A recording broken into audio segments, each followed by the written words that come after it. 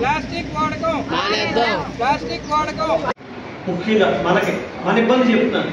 మీరు మనకి ఇద్దరు సేపులు ఉన్నారు, ఇద్దరు వస్తున్నారు. మీరు ఏం చేస్తారంటే పొడి చెత్త తడి చెత్త ఇంక వేరుగా కాకుండా కలిపి మీరు చెత్త ఇచ్చేస్తున్నారు. ఇచ్చిన తర్వాత దాన్ని ఏం చేయడం ఎంతమందిని పెట్టినా చేయలేని పని. దీన్ని వేరుగా ఇబ్బంది ఎందుకు జరుగుతున్నాం అంటే మనం ఎందుకు చేసుకోవాలంటే ముఖ్యంగా మన ఊరు మనం ఎందుకు చేసుకోవాలి అంటే మనకి వేయటానికి ప్లేస్ అన్నది లేదు.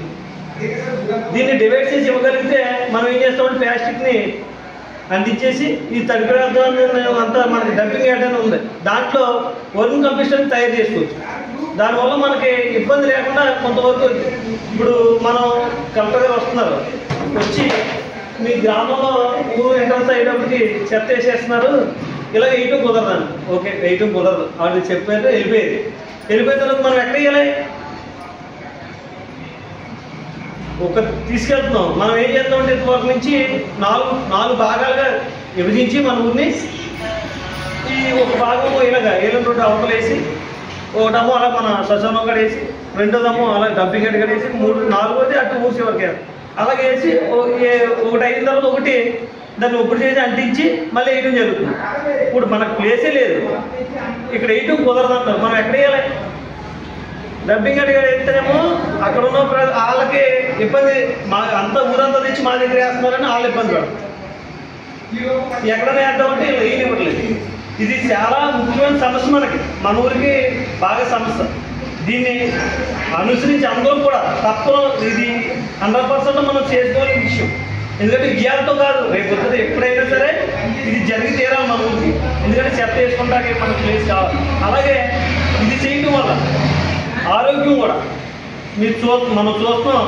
ఏళ్ళ రేపు వద్దురా అలాగని ఇలా చేస్తే మనకి ఇబ్బంది ఉండదా అంటే అది దైవదినం. మనం చేయవలసిన పని మాత్రం మనం కంపల్సరీగా చేయాలి. మీరు చేయవలసింది అలాగే మీకు అందరికీ ప్రతి ఇంటికి డొక్కులు ఇవ్వడం జరిగింది. మీరు చేసే పని పెద్ద ఏం కాదు. ఆ వేసినప్పుడు తడి చెత్త సరిదెత్తగా పొడి చెత్త 2 డబ్బాలు వేరుగా ఇస్తే సరిపోతుంది. మీ ఇంటి దగ్గరికి వచ్చినప్పుడు అది వేరుగా ఇస్తే సరిపోతుంది. అదే మీరు చేయవలసిన పని.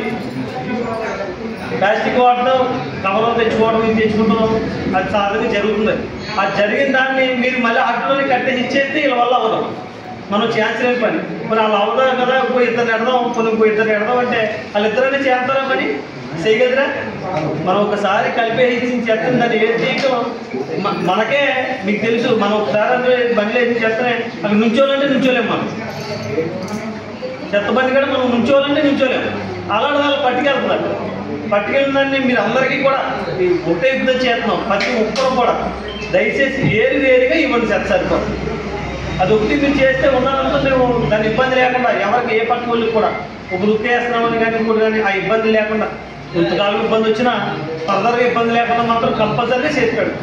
దయచేసి మీ అందరికీ కూడా చెప్తున్నాం, మళ్ళీ కూడా కంపల్సరీగా మీ ఇంటికి వచ్చినప్పుడు వేరుగా ఇవ్వండి.